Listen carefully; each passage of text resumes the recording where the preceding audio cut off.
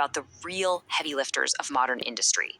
Because, there's this hidden spinning force working to translating them into plain, simple English. This explainer is going to be the absolute easiest breakdown you'll ever hear about the real heavy lifters of modern industry. Because, there's this hidden spinning force working tirelessly inside practically every industrial building on Earth. I mean, from massive city water pumps to endless warehouse conveyor belts, there's one specific machine doing all the heavy lifting, totally out of sight. Yup, we're talking about the three-phase induction motor, literally the undisputed champion of the industrial world. It's this brilliant piece of hardware that turns electrical energy into physical movement. And get this, without any direct wired connection to its spinning parts. No wires. It runs on electromagnetic induction. Basically, it's just like a transformer, except the secondary part actually physically rotates. All right, to make this super digestible, we're looking at 6 quick stages. The invisible spinning magnet, the great rotor chase, inside the motor's shell, power, torque, and starters, matching motors to jobs, and finally, motor hiccups, cogging and crawling. Okay, let's kick things off with part 1, the invisible spinning magnet. So the absolute heartbeat of this motor is what engineers call the rotating magnetic field. And it's kind of like magic. You just plug perfectly balanced 3-phase power into the stationary outer shell, which is the stator, and it instantly creates this perfectly smooth, constantly spinning magnetic field right there in the empty air gap inside the motor. It spins at a very specific, constant rate called the synchronous speed. Just imagine an invisible, super powerful magnet spinning in circles inside an empty metal tube. Which brings us to part 2, the great rotor chase.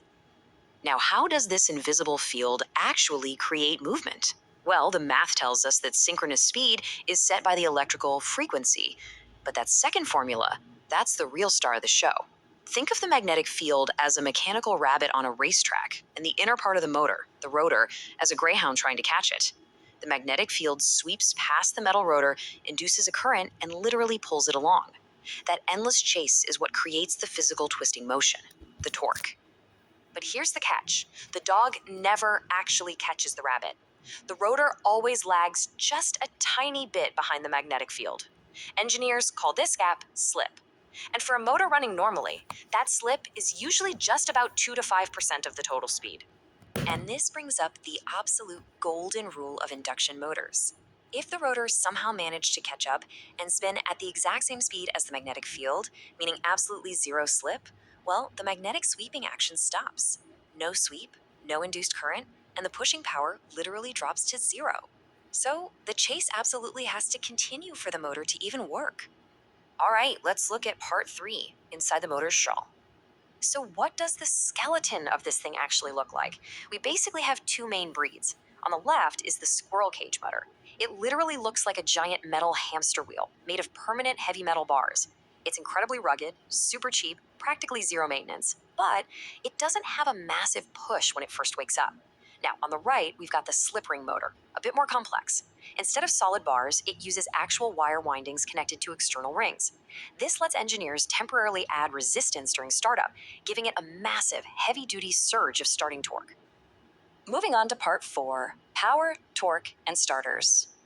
Just like we need to digest food to hit the gym, this motor needs to digest electricity to generate torque.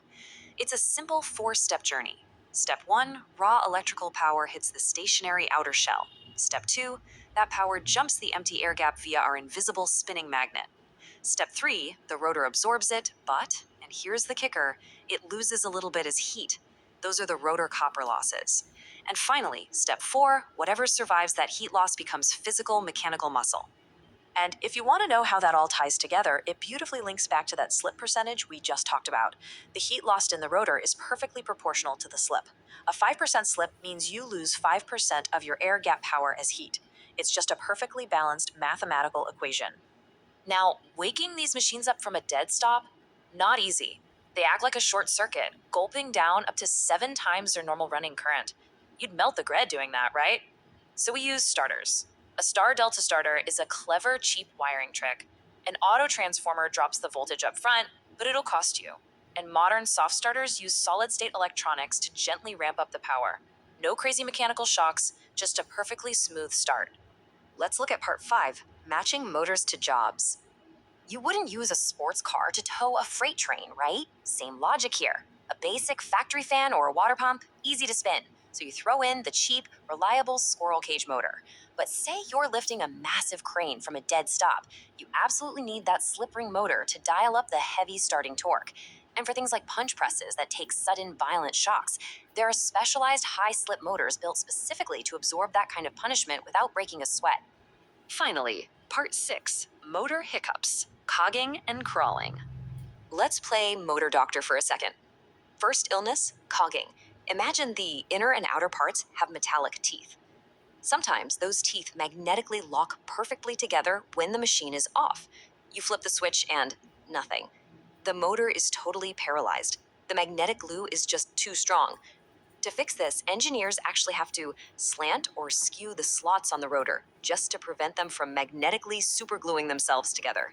The second hiccup is even stranger. It's called crawling. You hit the power, and instead of racing up to full speed, the motor just stubbornly gets stuck, stably running at exactly 1/7 of its normal speed. It literally just crawls. So, why on earth does that happen? Well, it's a bizarre physics glitch known as the seventh space harmonic. It essentially builds a secondary, much slower magnetic rabbit inside that air gap. The poor rotor gets completely confused, locks onto the slow rabbit instead of the fast one, and just happily chases it all day long. Which leaves us with a pretty fascinating thought to wrap up this explainer. If weird, invisible magnetic ripples in an empty air gap can dictate the fate of massive industrial machinery, completely tricking it into a crawl, what other unseen forces are quietly running or disrupting our modern world?